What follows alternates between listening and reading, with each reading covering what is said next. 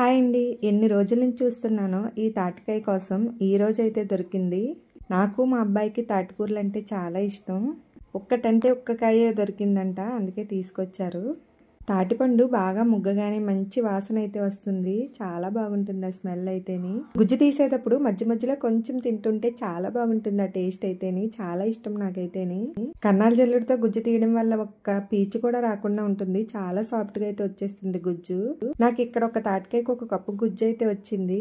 ఒక cup గుజ్జుకి 1.5 cup బియ్యం పిండి, కొంచెం బియ్యం రవ్వ కూడా వేసి, 1 కప్పు బెల్లం, కొంచెం ఉప్పు కూడా వేసి గుజ్జులో పిండి మొత్తం కలిసేటట్టుకు బాగా కలుపుకోవాలి. ఆయిల్ బాగా హీట్ అయ్యాక చిన్న చిన్న పునుగుల్లాగా అయితే వేస్తున్నాను. మంటని మధ్యరేఖంగా పెట్టుకుని తాటిబూరలు అయితే వేయించుకోవాలి, మధ్యలో పచ్చవి ఉండిపోకుండా. చాలా క్రిస్పీగా చాలా బాగా వచ్చినాయండి తాటిబూరలు, కొంచెం కూడా చేదు లేకుండా. మాకెంతో ఇష్టమైన తాటిబూరలు అయితే రెడీ అయిపోయినాయి.